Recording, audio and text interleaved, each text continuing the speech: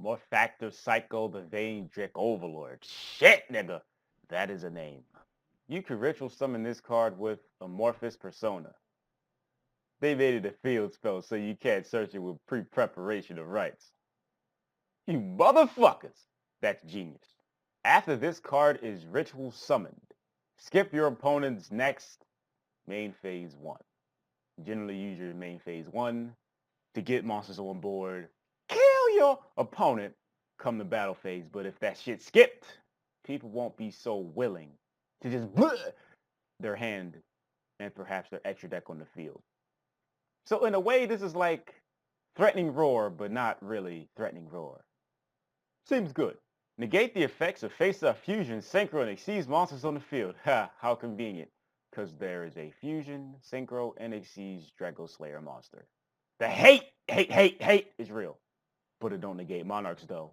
Side note, I pre-ordered my structure decks. My body is so fucking ready. If this card is sent from the field to the graveyard, this motherfucker $29.50.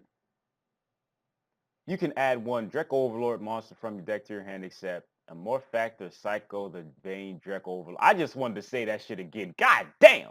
I don't think you're going to want to tribute this off for any of the Amorphages in your Pendulum Zone, but you could if you want to. And if you have Infection out, you get a card, and then you get a card for this. Synergy! Amorphous Persona is a field spell. It makes sense because all the shit with Luster Pendulum, Ignites, Magispector, Dynamist have all had field spells. So, let's read that motherfucker. All amorphous monsters on the field gain 300 attack and defense. You don't need any more attack and defense. What the fuck? Up to twice per turn each time an amorphous monsters you control is tributed. It says you control. Thank God! Immediately draw one card. You can banish this card from your graveyard.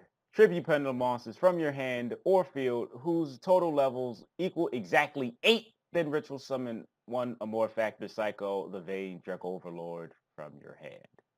So if you decide to use amorphous monsters on the field, you get to draw up to 2 cards each time that happens over a matter of turns. I want to briefly talk about amorphages in general.